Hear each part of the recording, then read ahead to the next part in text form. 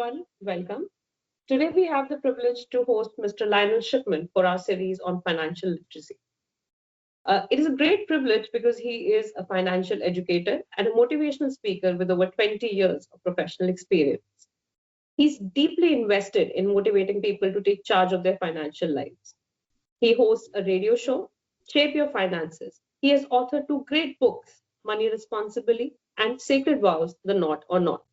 Uh, and now he provides content for a TV streaming show called The Lionel Shipman Shape Your Finances Show on the Spondulix channel. All the content that he creates is centered around financial and personal empowerment. His motto in life is give cheerfully, spend carefully, and invest wisely. And we are today very, very excited to have him here with us. So I'm Anukriti Saxena. This is my team, Ashish and Rachit. And over to you, Lionel, wherever you want to take us. Okay, all right. Well, good. Hello, everyone. I'm so thankful to be a part of this particular segment. Thank you so much, Anu, Rashid, and Ashish. Thank you so much for this opportunity to speak, to do what I enjoy doing, and that is empowering people from a financial perspective. But I also do a little bit more even than that. I like to just empower people from a personal perspective as well. So today I'm just looking forward to talking a little bit about or expanding our knowledge on in the area of financial literacy. So I do have a presentation that I would like to share with you, and I want to share some other things along with that. I titled this Assess Your Financial Outlooks. And of course, I'm Lionel Shipman, the financial educator and speaker. I want to take us back to last year and have us to walk forward as I do this presentation because I think it's so important to address where we are right now and where we came from even over a year ago. 2020 was a tough year for most of us. We faced many challenges last year. We had to deal with, and we're currently dealing with the COVID-19 pandemic and all that it has brought upon all of us. I can truly say that in the whole world, we are all in the same boat, meaning some of us have, all of us have been affected in some form or fashion with COVID-19 and this pandemic. I know personally, I've lost some friends, some relatives. I know many of you may have lost some friends or relatives, or even some of your coworkers, or just people that you know in general. There are a lot of businesses that slowed down and some actually closed permanently. There were many jobs lost as a result of this pandemic. So for a lot of us, we have had to pivot from working in an office to working in our homes and using different platforms to move forward in our business and education, and to most importantly, to stay connected with all of our loved ones. We've had to tighten our budgets, we've had to reduce our expenses, and we've had to look for ways to increase and expand our opportunities. But one thing I can say for sure, we're here today. We made it, we survived 2020. We may be a little bit battered and even feel a little bit uncertain, but we made it into 2021. And as long as you can continue to live every day, you have an opportunity to make a difference. So with this particular presentation, talking about assess your financial outlooks, I'm wanting you to look at yourself. I asked the question, how do you look? And I want to look at from a physical standpoint. Every morning you get up, either we're going to work or we're going to class or we're going to the store. We always look in the mirror. Regardless, we're going to make sure that we are dressed properly, that our hair is combed, that we're doing everything that we can to make sure that we look presentable because health and appearance are important. I think back at the beginning of every year, we see a number of advertisements encouraging us to get into shape because health and appearance, those things are very important. Well, how many of us are actually concerned about our financial outlook? Those things are very important as well, in addition to our physical outlook. So what I want to kind of go over today is to have us to what I call look in the mirror, but look in the mirror from a financial perspective. So I have listed out about 6 questions that I want you to address and to examine from a financial perspective. Do you have everything in order from a financial perspective? Do you look good financially? Is your credit considered to be excellent, meaning your ability to borrow money? Do you have an emergency fund established? And when I say emergency fund, I'm meaning that you have a savings account set aside just in case something happens dramatically in your life. And now you can use those funds to help you get past that particular time period. Do you have a savings account or retirement account for the future? And are you managing your money in an orderly and in a productive manner? Those things are vitally, vitally important. It helps us to look in the mirror at ourselves from a financial perspective. And when we look in the mirror, we have to be honest. We have to be transparent with ourselves. If something is not working well, we have to look at our lives and we have to make the appropriate changes. Now, with that, a lot of people think, well, you are a financial educator. You've been doing this for a long time. And yes, that is true. But I have to constantly look in the mirror because I am tempted to spend money irresponsibly. I am tempted to do things that are beyond my normal or responsible behavior. And I don't want to make money mistakes or unwise financial decisions because I can do it. Even though I have the financial knowledge, I'm still tempted in those particular areas. So I have to look at myself in the mirror often, and I have to be transparent with myself. You have to be transparent with yourself if you want to have a better financial future. So, what do you do? Well, in part of what I say when I ask the question, uh, how can you assess your financial outlooks? This is one big way that you can assess your financial outlook by creating a budget. Now, you may have heard the word budget before. A lot of businesses that we see around us, from banks to Apple to Coca-Cola to movie companies to television shows, all of these organizations, all of these businesses, all of the colleges and universities and schools, all of these entities operate utilizing a budget. And my vision of that is if a company can operate successfully by utilizing a budget, surely we as individuals, we as consumers should do the same thing. So, one way of truly assessing your financial outlook is to create a budget. Well, before you create a budget, you need to know what exactly I mean by when I say what is a budget. A budget is simply a summary of your income and your recurring expenses. That means that the job that you're working on or your means of getting an income into your household, that is your income. Your expenses are basically all of those things that you have to pay for every month, such as if you have a home, you'll be paying a mortgage payment. Or if you're renting an apartment, you'll be paying rent payments. Then you have utilities, food, entertainment.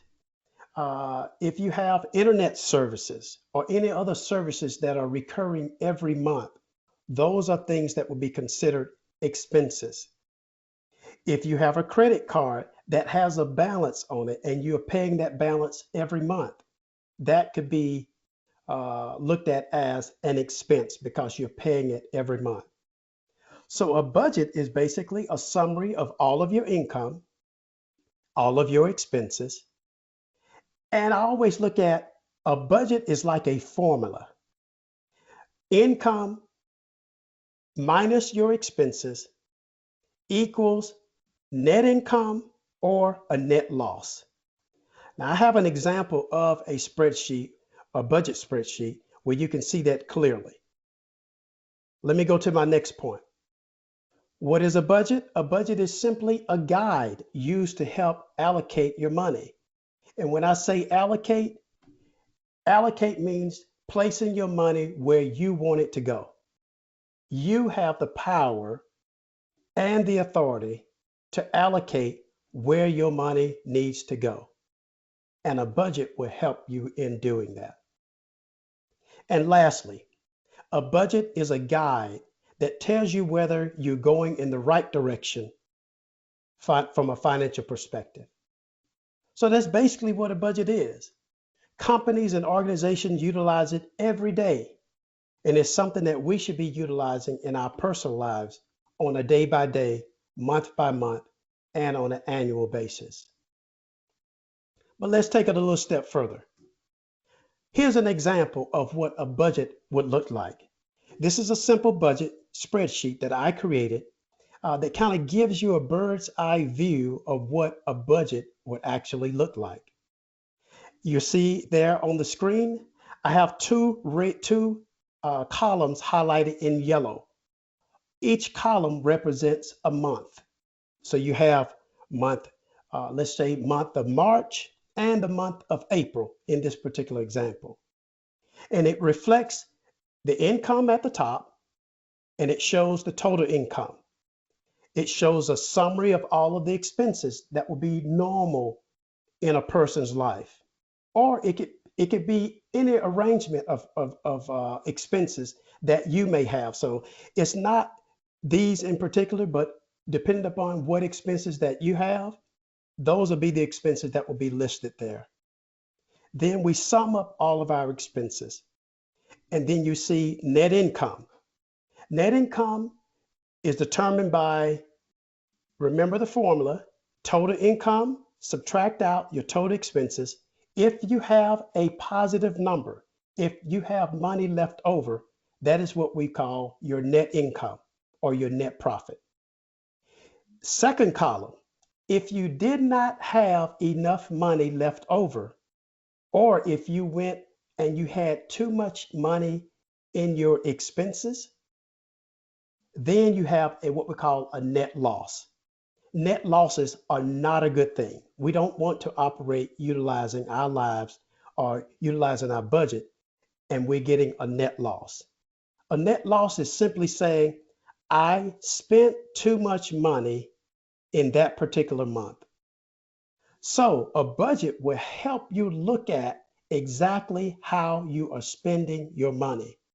It can tell you exactly what line item where you're spending too much money. So to assess your financial outlook, a budget is one example or one tool that we all should be utilizing every day of our lives. Remember this, budgeting is not a one-time event. It's a lifetime event. So regardless of how much money that you make in your salary, if it's a small amount or if it's a big amount, you still need to be budgeting your money. I have seen a lot of people here in the States that have acquired a lot of money. And within a number of years, they end up spending all of that money because they did not budget their money. I don't want you to be in that position. I want you to be able to properly assess where you are and utilizing a budget on a day by day, month by month, annual basis, where you will always have certainty that you can maintain a good financial outlook. And budgeting will help you with that. So let me give you some things or some benefits that I came up with of what a budget can and will offer you if you utilize it. A budget lets you control your money instead of your money controlling you. That is so, so important. There are a number of adults that are so irresponsible when it comes to controlling their money. I like to use the phrase, don't let your money control you. You control your money. And when I say that, because we are so inundated with advertisement to buy things, to buy a car, to buy a home, to buy clothes, to buy the new electronic gadget or electronic device, we're always encouraged to spend money. Well, a budget will help you control your spending of your money. Next point, following a realistic budget frees up spare cash so you can use that money on things that really matter to you. So it helps you prioritize your life. It helps you prioritize if you are a family and you have children. It will help you in creating a budget so when your children are ready to go to college, they will have some money put aside so they are able to go to college. If you're wanting to open up your own business, a budget will help you with putting money aside. So when you get to that point to when you want to open your business, you will have some money that will help support that business. So it helps you free up cash so you can put it toward those things that really matter to you.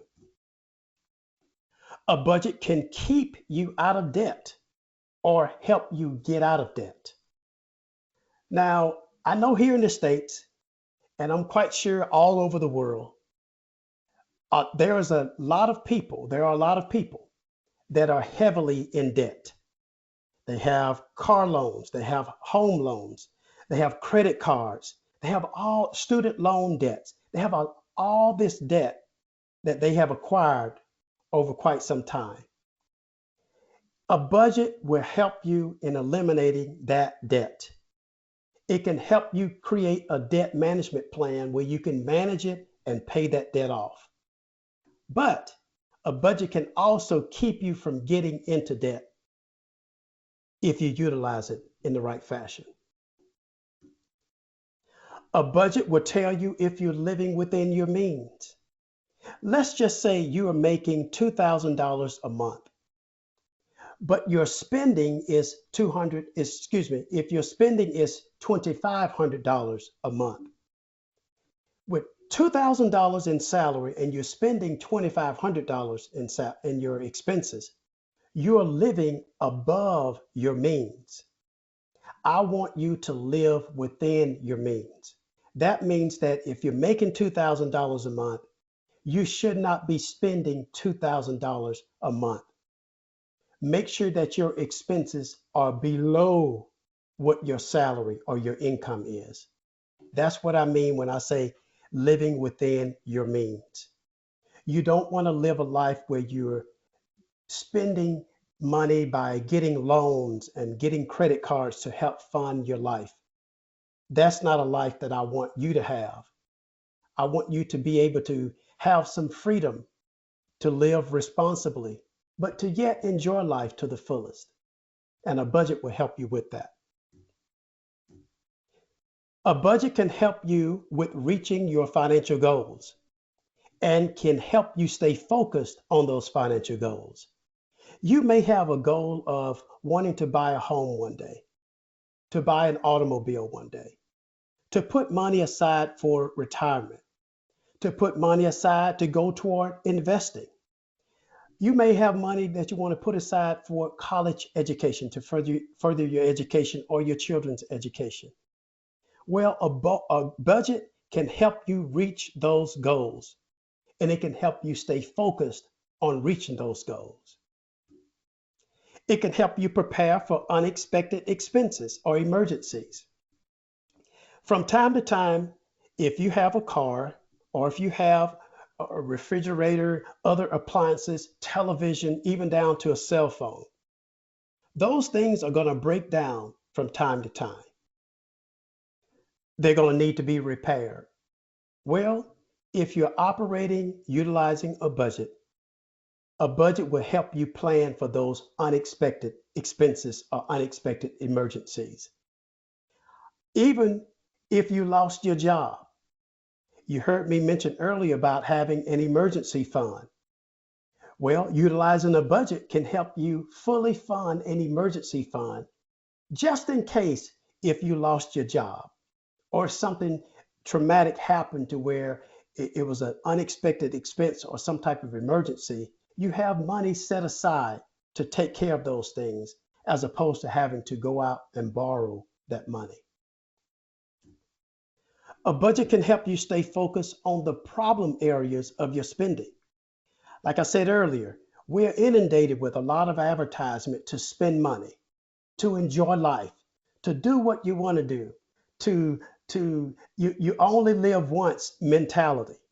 Well, a budget will help you identify those areas where you're truly spending money. I give you a good example of me personally. A few years ago, around Christmas time, uh, we spent too much money going out. We had some friends that was going to be moving away, and we took them out to eat, and we would go to every popular restaurant because it was Christmas time. It was a time of festivities here in the States. Well, we spent too much money. We had allocated a small amount of money to go out to eat or what we call entertainment. We had a budget of roughly $300 or $300 or $400. Well, that particular month of that year, we spent about $800 in entertainment. We blew our budget. Well, because we had a budget, we were able to identify that particular line item in our budget, and we made sure that we never spent that much money again. So a budget can truly help you when it comes to those problem areas of spending. And lastly, a budget can help you meet your savings goals. And when I say savings goals, not only setting money aside in a savings account or in an emergency fund, but a budget can help you put aside money for investment purposes. I believe it is vitally important that all of us are investing our money and maximizing those opportunities to get a high rate of return or at least a reasonable rate of return on our money. And that could be stock, bonds, mutual funds, an assortment of different type of investment opportunities, even in real estate. Whatever it is, a budget can help you even with your savings goal and your investment goals. And I always like to say, before you even do any investing, make sure that you're budgeting. Budgeting actually complements your ability to invest and your ability to save. Well, I wish this was a opportunity where I could take questions from the audience, but because we're here in this type of venue, if you had any questions about any of the information that I have gone over today regarding to assess your financial outlook. Now, really, there are more tools that can be used to assess your financial outlook.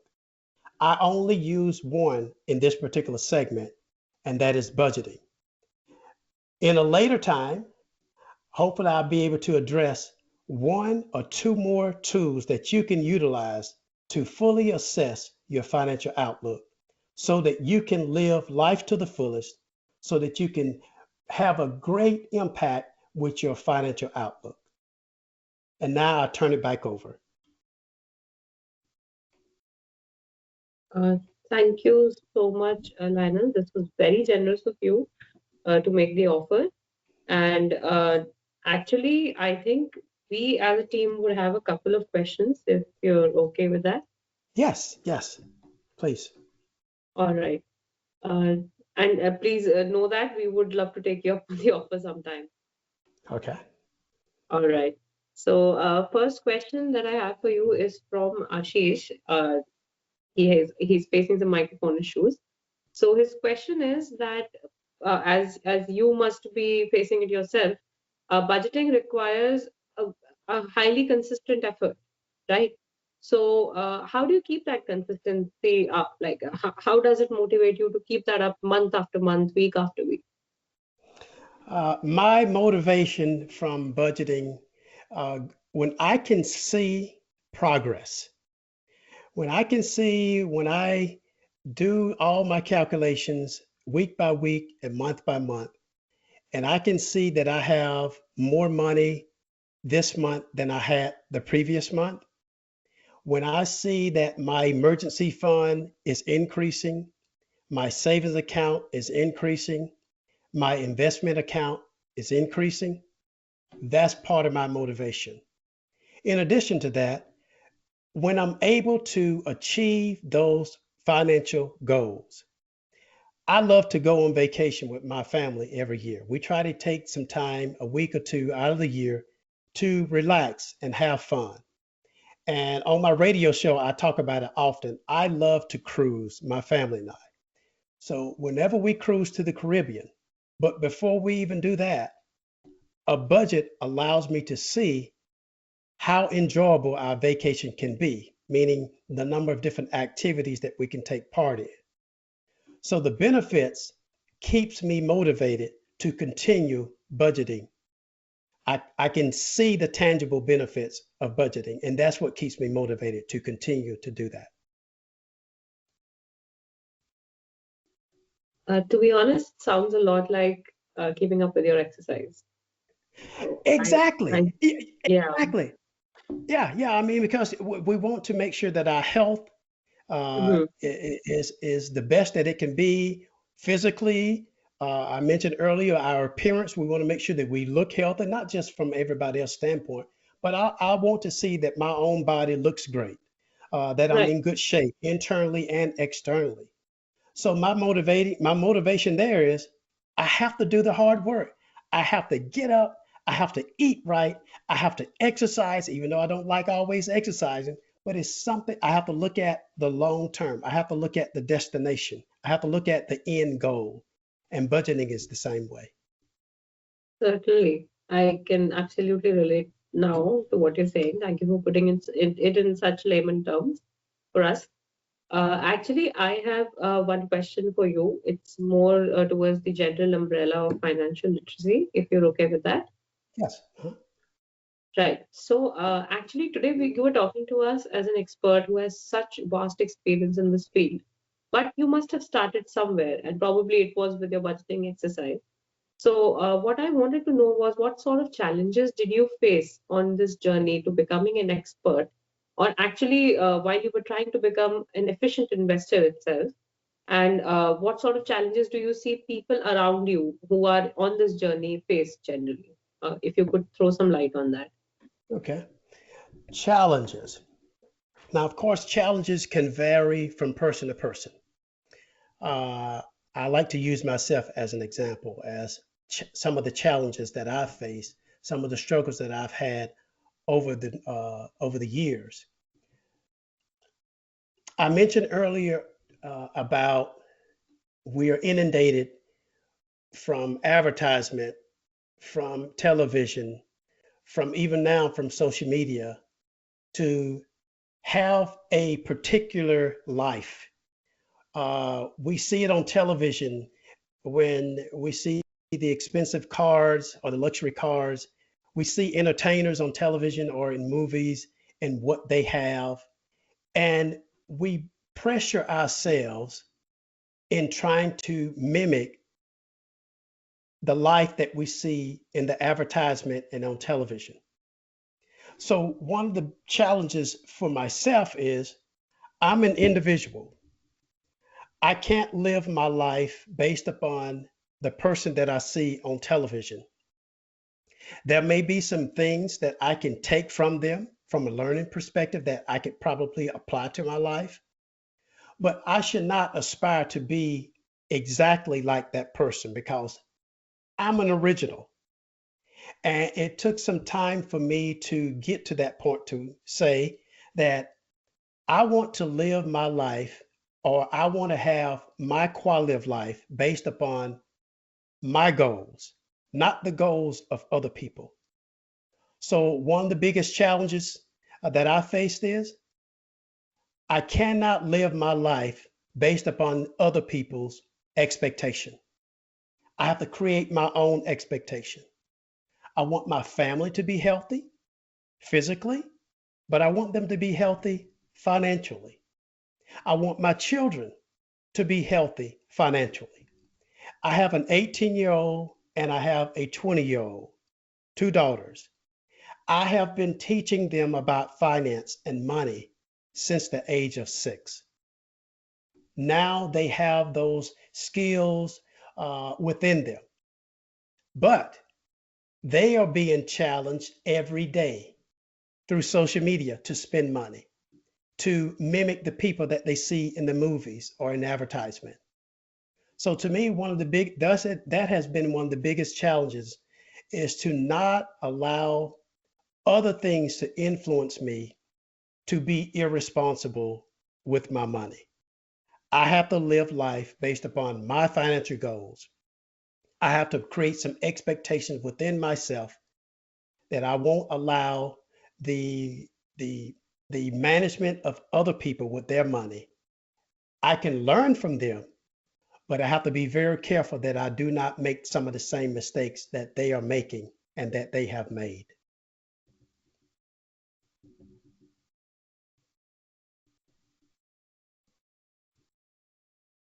All right. Yeah, Thanks. You're thank welcome. you. Yeah. Thanks, Lionel. Yeah, Lionel. So even I have one question, and I think first of all, I'll surely say that this is an kind of eye opener for me, and surely motivates to me to start building a budget.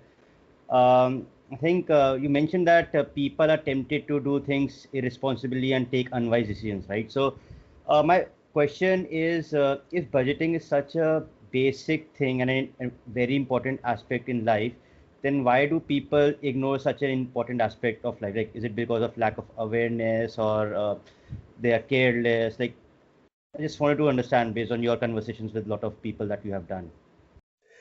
Well, that is a very, very good question as well. Sometimes people do not like discipline. Budgeting requires financial discipline. That means that there are times when if I want or desire something, sometimes the answer is no. And that no could mean not right now. That no could mean I need to delay that purchase or that particular thing later. Then there are times when the answer is yes. I can afford or I can do those things. Now, when it comes to budgeting, to me, in my experience with people, the biggest part of budgeting, most people think that it requires so much work to do it, and it really doesn't. Now, to establish or to create a budget, it requires some work because we need to get all of the information into either you utilize an application by on your cell phone, you can do it that way, or you can create a spreadsheet like I did to manage your budget. And some people just prefer to write out the numbers every month. I don't like that. Yes, it would be tedious to do that. I prefer to do a spreadsheet, an Excel type spreadsheet where you actually create formulas to maintain the calculations for you. And the only thing you have to do is plug in the numbers. And it comes through repetition. The more we do something, the more we're apt to continue to doing it. It's almost like breathing. It takes little effort for us to breathe. We don't even think about it. We do it every day. We blink our eyes thousands of times every day without even realizing it. For me, because I have budgeted for so many years now, it would feel very odd if I didn't budget my money. And I often encourage people, yes, it would be something different for you going forward. But if you continue to do it and you can see the benefits of it, I can almost guarantee you that you will continue to do it over and over again. So the biggest struggle with people, they have it in their mindset that it's going to cause me too much work, and they don't really see the benefit of it. But when you truly grasp the benefits of what a budget or what budgeting can provide, to me, there's no way that a person would not budget when you can see the absolute benefits of it. And not only for yourself, but for your family, even for people around you, when you can encourage people, hey, how you doing on your budget? And let me say this, accountability is huge. Right now, I have a number of people that come to me for financial coaching. And when I say financial coaching, meaning that I sit down with them and help them create a budget, help them create a debt management plan, help them clean up their credit. And then on a month by month basis, they do what I call a check-in. They spend time with me, 30 minutes to an hour every month, and I go over and assess their financial well-being. So having that accountability keeps them encouraged and helps them to overcome, okay, budgeting is vitally important. I see the benefits of it. It doesn't require a lot of work once I start it. When a person can get to that point, it's no longer a chore. It's no longer something that, I'm so tired of budgeting. No, you're going to be so motivated because you can see the fruits of your labor when it comes to budgeting.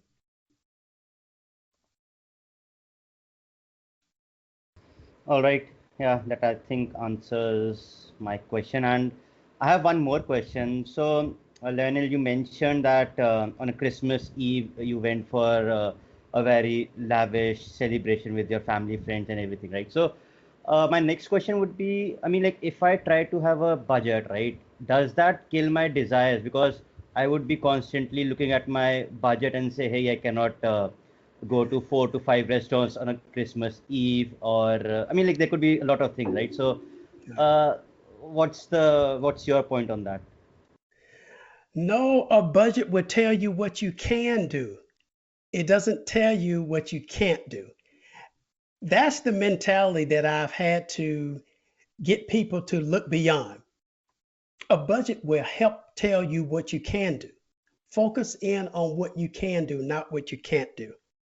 And remember what I said. There are activities that the answer is no, not yet. So you may have to delay doing those activities that particular time.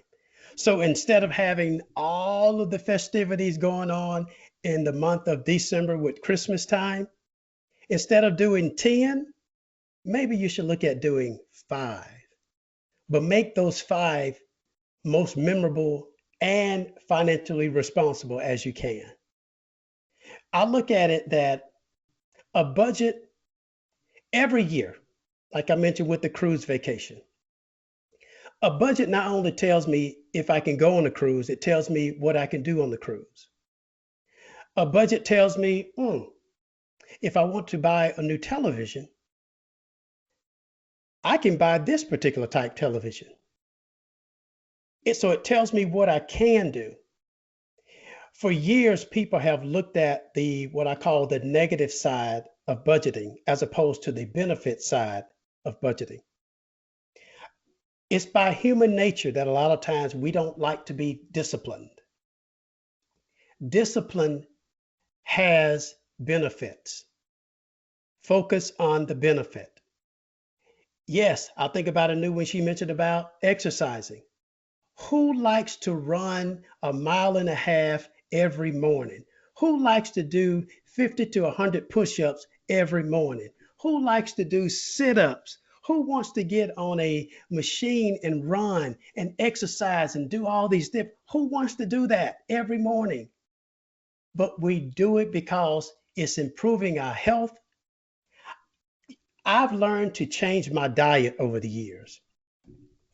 I loved fried food. Anything fried, from French fries to hamburgers to pizza. And it's not to say that I don't engage in eating those things. I cannot keep consuming those things, especially in the amount that I was consuming, because it was affecting my health. So I had to cut back. So I've learned to eat more healthier foods, and the food is good. And it's providing benefits because I feel better. I look better. I'm stronger. I'm faster. I'm able to exercise without breathing so hard. Budgeting should be looked at the same way. And if we remove that mindset that I can't have because of my budget, look at what you can have with your budget.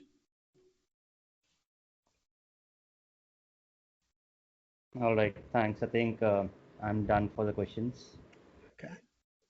I actually, there's one more if you game. Yeah, go ahead.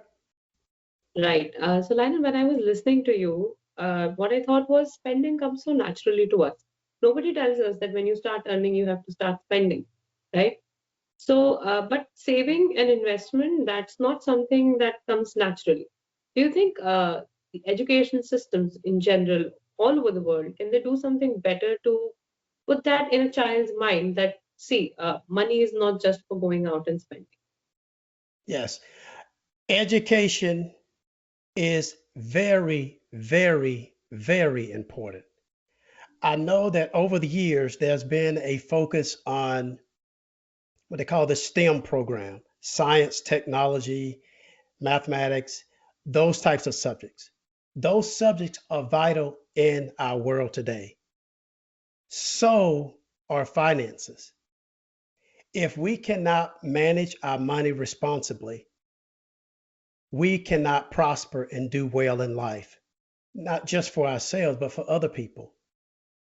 So we have to get in our mind that education, financial literacy is as important as any other area when it comes to our schooling. I believe we should learn how to utilize money at an early age. As I stated, I started teaching my children about budgeting at the age of 6, and I elevated that training every year. We should be doing the same thing. We should have part of our educational curriculum financial literacy. And I'm not talking about one class.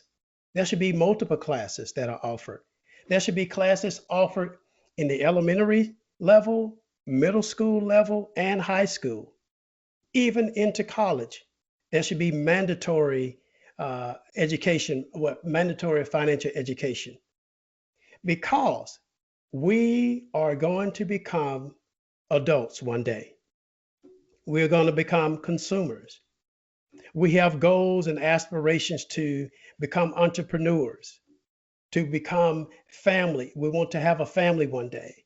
We want to be able to enjoy life, buy a car, buy a home, invest into real estate, travel. But if we don't have the education behind us, we will not be able to reach those goals. And I love talking about the responsible part, because I cannot look at financial education just for myself. I have to look at my family. I have to look at my friends. I have to look at the next generation behind me. So part of my financial education is being able to give back to other people. That's why a lot of times I have done a lot of volunteer work teaching younger kids, teaching teenagers about financial education, financial literacy, and money skills, because it's vitally important and it should be a priority in every school across the globe. And we need to continue to expose ourselves, reading books, attending workshops, listening to podcasts, even watching segments such as this right here. This should become a vital part of our lives, because money is integral in everybody's life across this world. And I want all of us to get to the point to where we're all being responsible with it. Because if we can be responsible with it, that means that our quality of life can be a whole lot better going forward. Right. I'm so glad that you also share this view because it just gives me validation to what I used to think. This is something that we should be learning at an early age. Yes. So I'm really glad that you share the views. So that was all from my side, Lionel. If you have any parting words for us, anything you want to tell us more, we'd be very happy to hear your thoughts. And before that, I really want to thank you. It was a very generous session, and we're very lucky to have you right now. Thank you. Thank you so much. Well, I would say this. Uh, don't be ashamed if you don't understand money. Don't be ashamed if you have been irresponsible with money. Every day that you're able to wake up is an opportunity to improve your financial lives. It starts with the first step. I use the analogy of eating an elephant. You may have heard this in business. How do you eat an elephant? One bite at a time. Now, elephant is big. Wouldn't it be something if you were going out to eat and someone put an entire elephant on your table and said, okay, eat? It seems huge. The same way it is with money. Your situation may be different. Your situation may seem to be so far away, but taking small steps, taking steps to move forward to improve your financial life, do that. Budgeting, applying all these principles and many other principles that many educators have talked about across the world. Make sure you start taking the steps now to improve your financial life. Your life can change. The quality of your life can improve, but it starts with you making that first step. And I want to say thank you to all of you for this opportunity to do this segment. I look forward to doing many more. If you can invite me back, I would love to do many more. And hopefully once we pass this pandemic, maybe one day I can come to you live and in person and do a similar presentation. So thank We you would so much. be delighted if that happens. Thank you so much. You're You're very welcome. generous. Yeah, Right. thank you.